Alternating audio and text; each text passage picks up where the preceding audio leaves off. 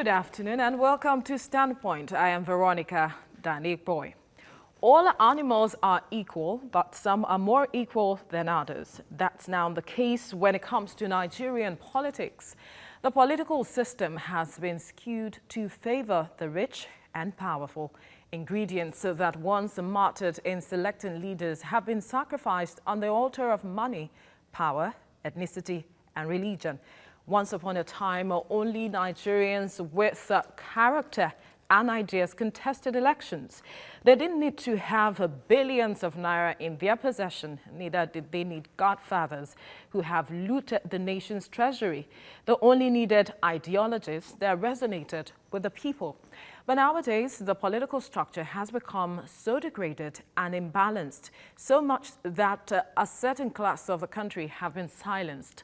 The prevalence of inequality in Nigeria's political system is our focus on the show today. And with me in the studio to discuss this is the Ekiti governorship candidate of the Social Democratic Party, Akin Ayegusi. Also in the studio is a lawyer and chieftain of the People's Democratic Party, High Chief Owolabi Salis. Gentlemen, thank you for coming on the program. Thank you. Thank you for having me. Well, there are many things wrong with Nigeria's political setup, but let's start from the first stage, party politics. That's usually where things begin to go south. Lack of internal democracy, imposition of candidates during primaries, godfatherism are some of the common problems since the Nigerian constitution does not support independent candidacy. The masses have no choice than to vote for the candidates presented by political parties. Most times, it's usually a case of choosing the lesser of two evils. Now, let's start with you, Akin. You are the governorship candidate of the Social Democratic Party in Ekiti State. Tell us, how was the journey for you? Getting to this point. Yeah, well, the journey was very tough, rough, and I learned a lot. What did you learn? It's a tough one, really. Nigerians want to know. We have the 2019 ahead of us, so we would like to know, get a feel of your experience. Well, it's such a very terrible experience for me, bearing in mind where I was coming from, my background, where you say it as it is, and you're very professional about everything you do. You come to a terrain whereby it's dog-eat-dog, backbiting, backstabbing, terrible things happen in politics. Terrible things. Terrible things, yeah. And I said to myself that we just need to change whatever it is that we're doing. It is not right. That has not deterred you so far. Or what has it done to you? It has only has it strengthened your resolve? What has it done to you? Yeah, it has strengthened my resolve to say that we can't continue like this. We just have to change the status quo ante. Change the status quo. I come to you. We're talking behind the camera, and you said that there are certain things you don't want to talk about. It's okay, okay. But then we need to get a feel of your experience, right? Like he said initially before we came on the air, he said, once a politician, you're always a politician. But then we need to know, you made several attempts. I understand. You said it all, and I started in the contest for governorship of Lagos State since 2006. I remember I was a victim of political imposition, party impunity, yes. How do you mean? That was in PDP, I remember in 2007 election. Prior to that time, 2 days to the primary, I was disqualified, unjustly disqualified. I was asked to go and bring my American tax clearance when the primary is 2 days from, the time of the screening. So that led me to contest under Jack Onday's party, APN. APN then, the Kendu party. So it's something not too palatable to a lot of politicians, but some of us come from the diaspora to see whatever changes we can bring. I've tried my best. And in 2011, I tried to join too. We went through a lot of, party imposition in terms of grappling of structure. So most of these leaders, what they want to do is to grab the structure of the party, and after they grab the structure of the party, then they now use it to impose the candidates of their choice, and that's been a problem. When you say grab the structure, would like to understand, you need to break it down. You see, like you just said it, there is no independent candidates, in elections, so you have to go through a party. Yeah. And what people now do, like what is happening in APC, they were killing themselves just because of party primaries. So it's not the party primaries that matter, but the ability to use the structure, after they grab the structure of the party, to use it to impose candidates. And when they impose candidates, the candidates report back to the party leaders. So that's essentially what every party leader is doing. It's just not something interesting. There's a big need to restructure the presidential system, because the presidential system as it is not really helping this country. A lot of factors militating against the development of democracy. So many, like you just said, you said everything right there, like the ethnic and the religious crisis, imposition. Some of these party leaders, they don't care at all. All they care about is their family and the group interest, because they always have group interest, so as long as that is satisfied, they don't care what happens, so and there's so many problems, there's killings and there's so many issues, and we're going to address them as much as we can. So I come back to you, Akin. This party structure is meant to strengthen internal democracy, isn't it? Yeah. So how is it, why is it that somehow it is being grabbed by certain persons who seem to be like godfathers who are in charge? Why is this, and how much of a threat is this to our democracy? It is so much of a threat to the extent that somebody will tell you, I've been there for 20 years, they know everybody, they know the system very well, so they know how to manipulate the system to their advantage. And when it doesn't go their way, they shout that it's rigged. The structure is meant to really guide a straightforward internal democracy to enhance a proper democracy. But most times, oftentimes, you find people coming from other parties with a structure that superimpose themselves on the existing structure of the party. I mean, with so much power, influence, and population of more people. So, politics is a game of numbers. Of course.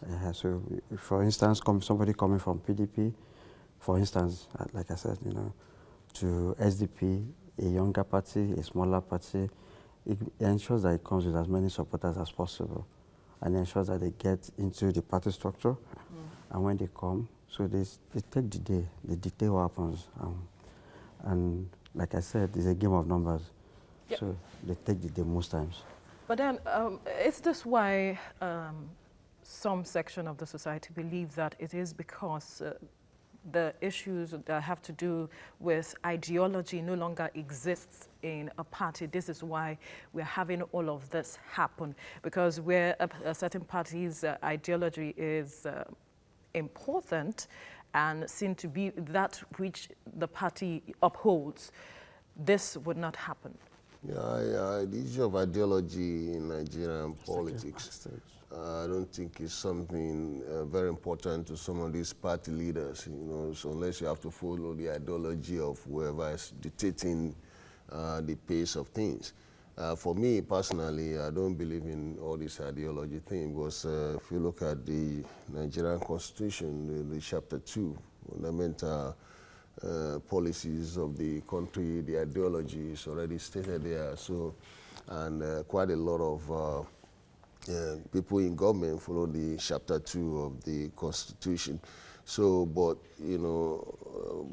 it's terrible when you are in there, these guys are selfish. Most Nigerian politicians are selfish. That's even evident in a situation where you see them building big houses and the neighborhood is in, where they live is not something to write home about. So it's all about me, selfish, grabbing, people want to grab everything. So it's about creating wealth for themselves, for their families, and for their people, the group, interest. And they do so much of a bad thing, and that is what the presidential system permits. You know, it doesn't really, it's not a good system. You know, you see, we are Nigerians, you know, what we have just done is to take the presidential system of governance and just embrace it. You know, that's for the United States kind of people. You know, they have a different character. You know, we are Nigerian, we have a different character. There's a strong need to restructure, you know, have a, you know, a modernized system that is going to address the issue of imposition, the issue of ethnic and religious crisis, the issue of the fact that so many Nigerians cannot even live in other states of this country. They don't feel confident that they want to go. Okay, I mean, some like me, I would like to live in Sokoto. You know, quite a lot of Nigerians can't live there with peace. You know, so I mean, the only state where people have freedom is Lagos State. You see, so my orientation in Lagos State is different, because if you go to other states, the way they think is different. You know, so we need to do restructuring. It's highly necessary so that we can have. But you know, restructuring means different things to different people. Right. When you say restructuring, what kind of restructuring are you talking about? Okay, the restructuring I'm talking about is the one, you know, that's involved in electing of candidates. You know, I mean, the presidential system we have now, people are bringing candidates in a party to be voted for, and the system of voting is majority takes all. And if you have a country with 60% population A and 40% population B, because of sentiment, the 40% is equal to 0. Because if you are practicing presidential system that says majority wins, right? 60% is already a winning. So in mathematics, that's what we call lowest common factor. You know, you remember those days, you know, so if you want to compare 60% to 40%, you break the 60%, say, to 1 over 10 plus 1 over 6 places, and the 40% to 1 over 10 in 4 places. So then you can have a basis for comparison. But the kind of system we have right now does not guarantee future for people from Edo State, from Cross River State, from Benue State. There are so many minorities. You know, it doesn't guarantee. You see, this country is not about Hausa, Fulani, Yorubas, and Igbos. You know, no. There are a lot of minorities out there. They have stakeholder in the Nigerian project. So the system we have now does not guarantee anything for them. If you come from Cross River and you say you want to run for president of Nigeria, nobody will take you serious. Nobody will take you serious. If you're coming from Edo and say, I want to run for... Why do you think nobody will tell you if you sell your ideology, if you sell yourself, if you sell to the people what exactly you want to do? Because right now, Nigerians are not even looking for the opposition. They want a better Nigeria, Aki. Yeah, they want a better Nigeria, but in reality, it's not always like that. For instance, now, Hausa man will tell you that he has to stay 8 years on the throne. So it doesn't matter, it doesn't care if you are bringing the best candidate, and the next candidate that's going to take over is a Dullard or whoever it is, but as long as that tenure, that term or whatever zoning is not completed, they will still agitate for more terms. How do we change this? How do we deal with this? Because it's seemingly hampering our growth as a nation. Okay, I'm an advocate of we need to eradicate or remove completely what we call state of origin from our forms. Really? So that Nigerians can belong to wherever they find themselves. They can stay wherever they. And we need to de-emphasize religion in whatever we do. How possible is that? Well, it's possible to the extent that even when you're filling your form, you don't put religion, this, you know, so that let everybody come with equality. Let EU comes to equity, comes to clean hands. If I can stay in the north and I stay 20 years, 30 years, I should be able to contest and become a governor of that place. If someone comes to Lagos and he stays 10 years, I mean, a certain number of years, you should become a localized person there, and you can become anything in that location. But my name is Akin. If I go to Kaduna, for instance, where I grew up, I can't contest. They will tell me my story, that you're a Yoruba man, you cannot be whatever. It's even as bad as even governors are sometimes finding it very difficult to make an indigenous of another state a governor a commissioner in their location. Even let's say they will fight you, they will argue with you. So that's what I'm saying we should de-emphasize. Let's emphasize unity in diversity. Let's come together. But you see, there's been a lot of problem even from that 1914 that were brought together. It's like coming together of very strange bedfellows. We have so much that brings us apart as against what's supposed to be bringing us together. You know, the amalgamation is skewed in such a way that the North has dominance over the South, the West, and the East, Eastern Nigeria. And you know, they're using that to their advantage. And whenever it doesn't go their way, you see things like Boko Haram coming up, you see herdsmen coming up, you see all sorts of issues coming up. Now the South will tell you that, okay, we have education, we have this, we have that, but we don't have anything to show for it. Whether we like it or not, the Hausa Fulani man will still tell you, I love power, I know what to do with power, and I will dominate you. And that's what we're having, a lot of inequality everywhere. Inequality everywhere, and we have an election ahead of us. And trying to put aside all of this and restructuring before, can we achieve all of this before this time? Well, it might not be possible, but my good friend right here, I'd really like to say something for the record. My good friend just mentioned two words, you know, equity and diversity. You see, we can reform the presidential system right now to, you know, address all those factors that are militating against the development of this country. Let me give you a little plan. You know, we have 36 states right now, and that's an attempt to manage our diversity. It's one of the attempts to manage our diversity. So now, if we ask people from Kano to give us 2 candidates, you know, that are competent to rule this country, and then these 2 candidates are taken throughout the country for evaluation, the people of Kano may decide that, okay, we want B compared to A. So that means the candidate B, you know, from Kano wins Kano points. You know, the evaluation in Lagos may prefer A. You know, so that means candidate A from Kano wins what? Lagos point. So then the other evaluation will be done like that. So out of the 36 states, all right? So, I mean, the 36 states, they have 36 points to share. So at the end of the day, maybe candidate A has 30 states, you know, supporting him compared to what? Candidate B. So that means the candidate A from Kano has what? You know, be taken into the Equity Council. That's, you know, so in the same way, we have other states to give us 2 candidates, you know, so that we do the evaluation between A and B, the 2 candidates. Somebody from Cross River may be 31.5. This one, another one may be 32.4. So in this case, everybody is participating. So the candidate that wins the highest number of points will be the Governor General of the country, which is called the same thing as the President of the country. So in this plan now makes every Nigerian even involved, you know, get involved in selecting who is going to be governor of any. So this is of any states, you know, of all the states. So what this promotes is the unity, you know, there's not going to be rigging, you know, and it promotes the ability of Nigerians to live, you know, in any country where they are. So it's also going to promote unity. There will be no rigging, because for me to rig an election in Kano, I'm from Lagos State. If I want to rig the election in Kano, I have to be assisted by Kano people, and they're not going to give you the assistance. So they're not going to give it to you, because if they give it to you, they are rigging themselves out.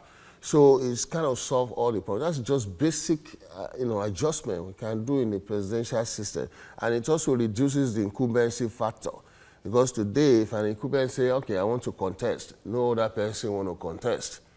You know, everybody will be like, you know, so we create some circumstances, some parasitic, you know, talk, you know, people talk, Raisa, you know, something, even if the candidates, the incumbent is not that very good for the polity. So we have a big problem, and many of these governors have been talking as if they are God. They will tell you this is the person who is going to be the governor, who is going to succeed me. So if you have this kind of system, there's no way, it's not possible.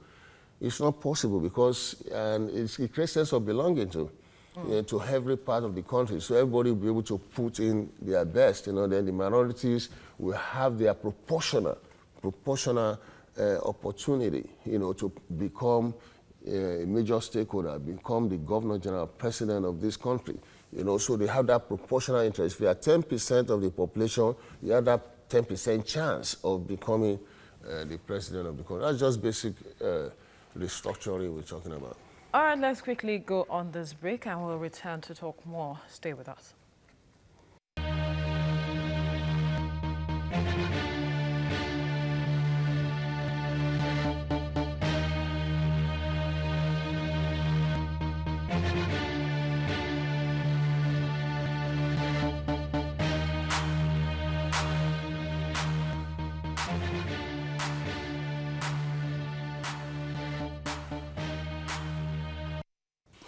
Well, you're still watching Standpoint. Recently, the President General of Ohanaeze Ndigbo, Chief Nwodo, stated that, quote, our political system is cynical, unfair, exploitative, and unsustainable. In fact, some political scholars often describe Nigeria as a forced and unworkable project. Akin, is that what it is, or is that what it seems? Well, it's almost like that, going by what we see politicians do. The level of desperation people bring to politics, it's unimaginable, it's unreasonable, and it's quite depressing, because politics is supposed to be all about service. Yeah. To God and humanity. And it's also to represent the voice of the people. The voice of the people. In this way, people do everything humanly possible, even unhumanly possible, to impose themselves as a preferred candidate. It's quite unreasonable, and it is unsustainable. I pray and I wish that with time, when young people start coming into politics, they won't imbibe the culture of the whole politicians. We'll talk about young people coming into politics, but then from what he has said, stemming from what he has said, would you really say we are practicing a democracy that is supposed to reflect the voice of the people, by the people, and for the people, where there are talks about impositions, like he said, and people doing things that are unimaginable just to ensure that they force their way through? And we've just said it, and you said it in your introduction. That's a major challenge, in this country. The imposition part of it is, we've said it all, and it's because of the system, because of the democratic system that we have. And this democratic system, the presidential system, is not helping at all. And I try to give you how we can have a little reform, to address this problem. Because if, we adopted what I explained the other time, then the name of Nigeria would change from Federal Republic to Federal Equity Republic of Nigeria, because it's an equity system. Because he mentioned it, that it will come to equity must come with clean hands. And what that means is, under the system that I told you, try to explain, if you are coming there, you are not going to campaign, on hatred. The system we have now permits you to just create a campaign on hatred. The more hate and danger you are able to bring to the table, the more the political relevance that you enjoy. So, but in this system, if you do that, you're not going to win, because you have to come with clean hands. And another law of equity that it did mention was, among equal equities, the strongest is the law. That's, the one that wins the highest number of points, will be the governor general or the president. And that could come from Edo, it could come from Cross River, it could come from Benue, it could come from Northeast. Northeast is another marginalized part of this country, seriously marginalized, so, and the middle belt. When you say marginalized, because for the sake of the viewers, they really would like to understand how you mean marginalized. Yeah, what I mean is, they're not getting their fair share in the polity, because when you grab power, there's a connection between control of power and economic and social benefits that come with it. Because people grab power determines who gets what. Let me tell you this. If the people, why we contest an election? We contest election for two things. Number one is the power to override bureaucracy. because whoever is the president does not need bureaucracy. Number two is that power, access to capital. Because if you are the president, you tax people, you use the good faith and credit of the country to generate capital, through bonds and some other methods. That's you have. So what you need now to succeed is an idea. If you have an idea, there's nothing stopping you, because you just say, okay, I want to set up a television, you get it straight. But if I want to set up a television station, I have to go through bureaucratic challenges, and those bureaucratic challenges may not make me do what I want to do. So somebody who has an idea, if you have a strong idea and you win an election, then you don't have problem, because you have access to capital to make those things happen. And of course, you have the right or the power to override bureaucracy. So that's what people go for. Well, when you look at how Nigeria's democracy has been, Akin, how we got to this point where regionalism and all of it has brought us to this point. Did we miss it somewhere? Or we just decided because there was an amalgamation, we had to just come together and just form what is called Nigeria? Well, post 1960, that's after independence, we came up with different constitution. Yes. That brought about regionalism, and that was not workable. And we eventually went into presidential system. We have the lower and the upper house, just like we have in the United States. But practically what we have now is not workable, to the extent that it empowers the majority absolutely to oppress the minority. How is that? Okay, what I'm saying is you find out that we have 36 states in Nigeria. 19 out of those 36 states comes from a particular region. So in absolute terms, they can decide to who has what at any point in time. Even when resources are not coming from their side, they decide where their resources goes to. So, well, if we were having a regional system whereby Kano has granite, and they sell their granite as their source of wealth, grain in other locations in the north, and they bring it to bear. Niger Delta has oil, they can develop. You find out that there will be healthy competition, But whenever everything is now brought into one basket, and it's one person that decides how that basket is shared. So even a madman will put majority in his place, and that's exactly what we have. The regional system, like you mentioned, did not work, and then we tried again the presidential system. We are working with the presidential system, and it's not working. What then can work? Well, I still think we should go back to the regional system, modified. Wherever you have what areas or what aspects would you want to be modified? Yeah, you have a weaker center, you have South region, North region, and East, such that we're not going to have states components like we have. You have premier units. Yes. Confederation. Yeah. You have confederation, in such that everybody develop at their own pace. It brings for healthy competition. If I know that is what I work for, that I will eat. Of course, the federation units will pay tax or tribute to the center, But it's not like everything you have, you must give to the center for the center to share to every other person. Let's go regional. It brings a lot of ingenuity. But can we sustain that? Do you share the same view that we should go regional? And can it be sustained? Looking at the situation we have on ground now, we don't have the granite pyramid anymore. Do you know that some states in Nigeria are not self-sustaining? Yes. The day federal allocation starts going to them, they will collapse. That's the reality we have on ground, because they don't have anything.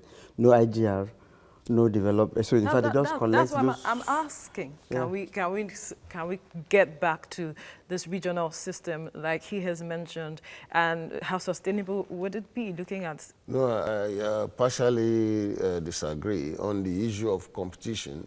Anything you want to do is always good to build competition. What makes people to compete. and antitrust laws too. So that when you are competing, you take the positive steps, not the negative steps. But on the regional something, I don't believe in the regional. I'm sorry, my big brother. I think No, it's you are free to disagree. You're free to so say, it's for tribalists. It's going to promote tribalism. So and even then, there will still be imposition. This impunity, imposition, corruption. We witness it in the First Republic. The crisis, the killings, and leading to the several coups in 1966. So I just want a system that will bring peace, to everybody, that will bring competition, that will promote good faith, among every Nigeria. I'm a believer in one Nigeria, and we need one Nigeria, because let me tell you a little bit myself. I've been to over 100 countries. Okay. Yes, I've traveled to over 100 countries, and when I do this travel, I study the culture of the people, the religious diversity. It's part of my diversity studies, which I specialize in my legal practice. So in the course of this travel, I discover one thing. We Africans, I'm talking about black Africans. We need to come together. We need a solid system. And Nigeria is the hope of most of these African countries, is the hope. And when you come to Nigeria, you see the influence of Lagos State shaping a lot of things going on in Nigeria. So we need the diversity. There's a lot of benefits you gain from diversity if it is well managed. Because the whole universe itself is created in diversity. Okay. Everything about this planet Earth is in diversity. So this our diversity, the different ethnic groups, is good for Nigeria. We just need to have a system, to recognize, make the diversity beautiful. Okay. And that is called the equitocracy, the diversity-based democracy. All right. Okay. You want to quickly say yes, something? I still want to say that I stand to be corrected. I insist on let's have the advantages that we can harness from every location to bring to bear, not when we do away with every other resources in other locations because we have oil. What we're saying is that bring everything we can bring from every locations to bear to develop the federation as a whole. Now, when over-dependence on oil has made a lot of things in this country go extinct. Like over time, I'm sure we all know about the Kano Pyramid and the groundnut and all that. The cocoa in the West. Everything is gone. We all now rely on just Niger Delta oil. So. All right, now let's talk about the influence of money in politics today. Only money bags now contest elections or at least sponsor candidates, as very few people can afford the outrageous amounts political parties charge for expression of interest forms. Not many self-made Nigerians can throw millions of naira into the purchase of nomination forms. This alone cuts off a class of people from going into politics. I'll start with you, Akin. Maybe you tell us, maybe not you could just give a figure, but then how much did you have to spend to, acquire your forms? And like some have said that you have to pay party agents for them to, vote for you or something. Explain to us. Well, what we did in my party was different from, we didn't have what we call party, we didn't have what we call, we didn't have party agents. Okay. Like we had in other parties. Okay. It's those people that vote. We did what we call open primaries. Okay. Open primaries, option A4, like we had in 1993. So people came out, party members, with their cards, and INEC there, so they lined up. Okay, I want to vote for. We had 4 aspirants under my party that contested for the primaries. So you decide who you want to vote for, and you come out openly and form a queue behind your candidates, whatever, then you go and thumbprint. Okay. That was what we did. So, and we did it across all the 177 wards. I mean, 177 wards and 16 local governments. So, and the election went at the same time. So, you couldn't have been bribing everybody to vote for you. But So, if we had party agents, you know, there are a lot of parties involved in that. They will pack them, put them in a hotel for days. So from there, they will move them to the voting center. Yeah. And so, and he who has paper, who pays paper dictates the tune. Yes. So you get them to do that. But this all we need to do is to mobilize to ensure that everybody come up for that voting. Mobilize. Mobilize. Yeah, you need to mobilize. Really? You need to, as in, what I mean by mobilize is that you have to get your agent, as in people that will go talk to them that, okay, don't go to farm this day. This is the day, whatever you want to do, so time to so time, you need to come out and vote. And you need money to do that, I guess. Yeah, you need money. I think party two will do that. They're involved. As in the party as a whole, they're involved. So everybody is involved. All right. Owolabi, why do we need to spend so much on politics in Nigeria? You see, I think this, you have to classify the parties, you know. There are Not necessarily classifying parties now, but it seems everywhere, most political parties, there are you some need to spend. political parties you don't spend so much on expression of interest. But there are parties of, we call them parties of financial interest. You know, maybe ruling party or state, you know, or major opposition party. You know, those kind of parties, you know, they put on so much. You know, I remember the last contest in 2010. I think it's 500,000 for PDP and about 10 million, you know, for you to be the candidate or so, you know. So, and that's it's because the party, you know, at the federal level and in the state, Lagos State, I believe they did a lot of imposition in the state. And many interests were, you know, put down there, so shut down. So it depends on, and they use this to also limit the number of candidates, you know, be contesting. So if you ask APC, for example, to say, okay, we're not taking more than 50,000, there will be millions of people that will come out to say they want to be this, they want to be that. So they use the money like kind of penalty to get some seriousness, you know, those who are serious candidates. You see, that's why people are struggling too, you know, to capture the party structure. So that when they capture the party structure, they'll be able to put their people there and then, you know, let you know that if you pay for the forms, you know, you're probably going to lose your money. Or even then, apart from that, you still have to pay for delegates.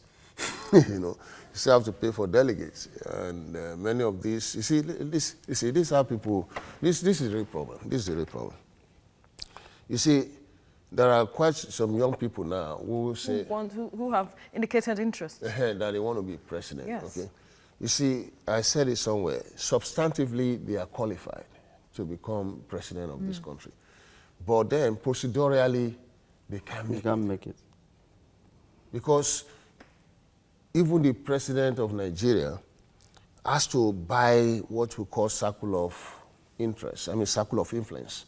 You see, in every locality, there are people who have opinion, who can tell people, go here, go and this is what you should do, and everybody will go and do it. Even in Lagos State, it does happen. Chocolates of villages where people don't have, you know, freedom. In a lot of villages in Nigeria, that people don't really have freedom. You know, they live under like captivity. So you see, I've been to so many occasions in Lagos. That was when I went in Ojo. I saw a lot of people, you know, in the terrace, you know, on the balcony. You know, so many. I could see, you know, they are they just came, you know, from, I could see, you know, freedom. You know, like where they come from, it's like, you know, they come for freedom in Lagos State. You know, because if you go to some of these inner villages of Nigeria, people don't have that kind of freedom. There are people who lord them. So those are the people, the politicians are going to give money and ask for them to, directive to direct their people, to vote. So you need a lot of money to do a contest, of presidency. That's why we need the system I just told you. With the system I just described right here, there is no need for such spending. There's no need for such spending. Let's go on this short break and the discussion continues when we return.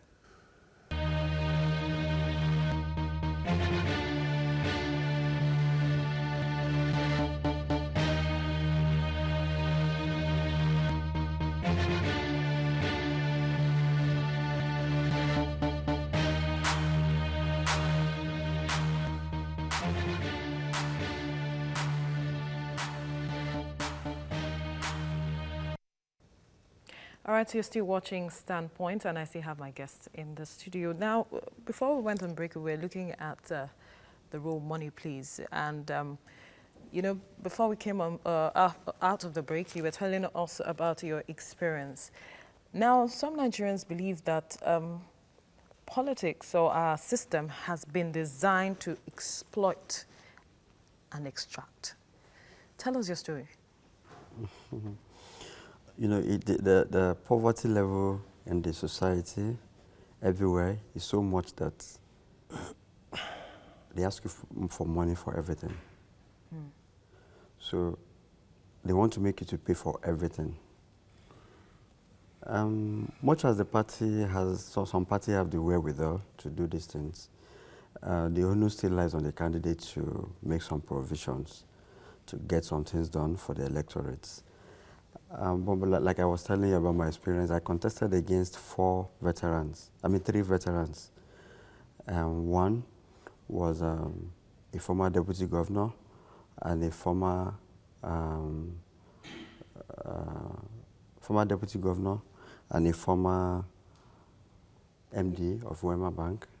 Of course, he stepped down a day to the election because the facts, the feedback from the field shows that he wasn't going to go anywhere. So he stepped down because we were made to sign bond to say whoever won, every other person will support whoever wins the election. So at that point, he refused to sign and he stepped down. He said he wasn't going to sign and he left. So I had a former ambassador of Nigeria to Canada and a former SSG and a grassroots politician. He said he's been contesting since 1984. Oh, wow. Okay, and I just joined some months ago. So that's one. The other person is a former police DIG and a serving member of House of Rep. So 3 of us went to the field. I was never given a chance at all, so because the old party structure, the old party strength, the party elders believed that, those were the candidates to watch out for.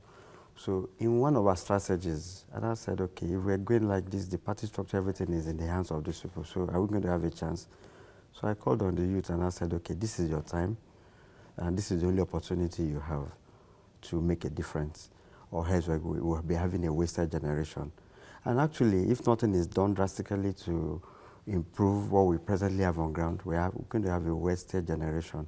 Because with time, we'll not be able to sleep in this country. How do you intend, seeing that you already know that this is it's not going to work, and we're going to have a wasted generation, how do you intend to bring about changes to this system? All right. What we intend to do a total reorientation as a mass movement to really change people's thinking. People don't walk anymore. If you get to some locations, as you park your car, some young people will gather you, they start begging for money. So you cannot even differentiate between the official beggar and the unofficial beggar. From the youth to the elderly, to the strong, to the old, everybody begs for money because everybody is lazy. Whereas there are 1,001 things that we can do, even in our environment, that we can make money out of. But you see that policies year on year have so affected people's psyche. And I've been telling you, I said the worst thing that can ever happen to a man is to beg. You go to the lowest level of self-esteem when you beg for money. So what are your hands for if you cannot work to get money?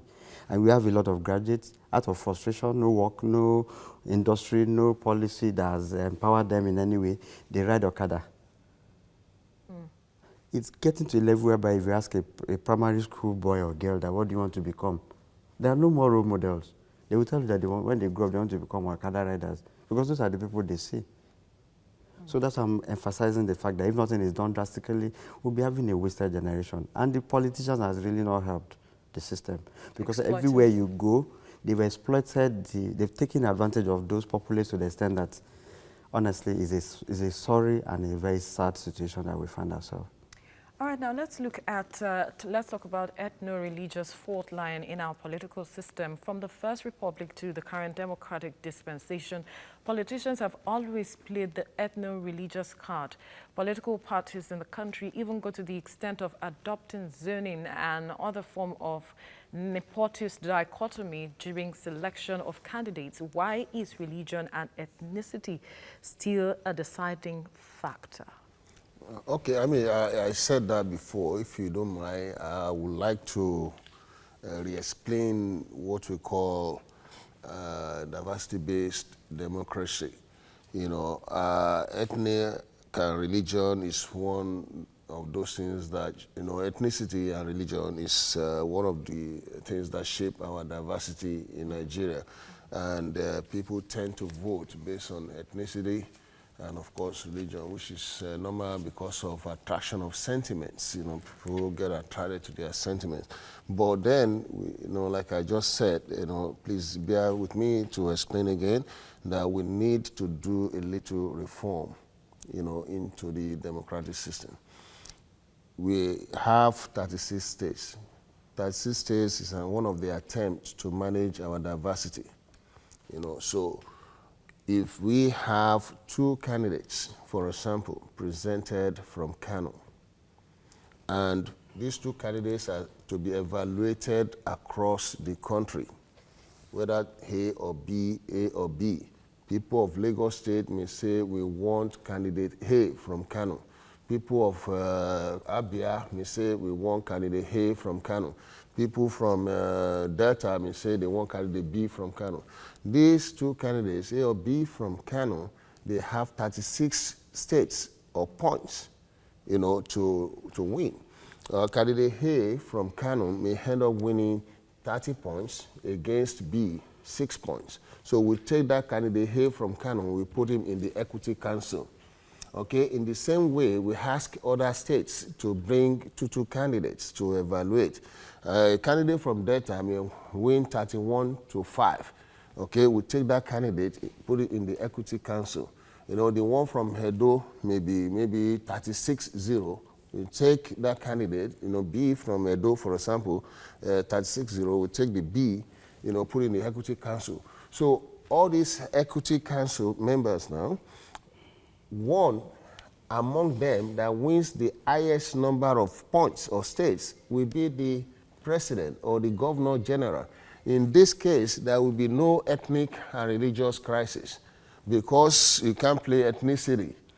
You cannot play any religious issue.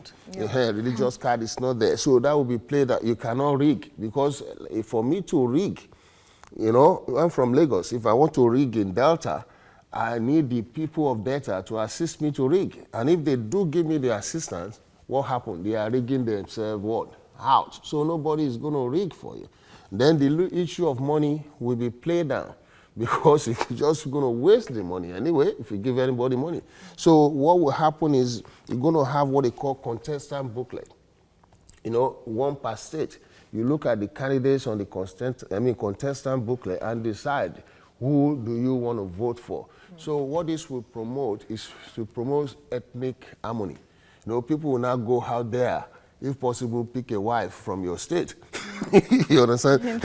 You know, and they will now be like cooperation. You know, they will be very peaceful. You know, because they want to win. Somebody from Canada will now be making good statement. You know, towards the people in Delta. Yeah. You know, so that will promote peace. You know, common understanding. We now have a solid Nigeria, you know, called Federal Equity Republic of Nigeria. In this one, everybody will be able to put their contribution. Then we now, the other factor now will now go back to the issue of economy. The economy will now move, to move, because everybody will now be able to compete positively, and things will move well. So that's what we need. All right, we have an election 2019 ahead of us. As much as we have made this statements, what should, the electorate do ahead of the coming elections for you, Akin, quickly? Yeah, I've been encouraging our supporters, people of the good people of Ekiti State, to as much as possible get their PVCs, to avoid being enfranchised, and to get involved in the political process, and de-emphasize the politics of money.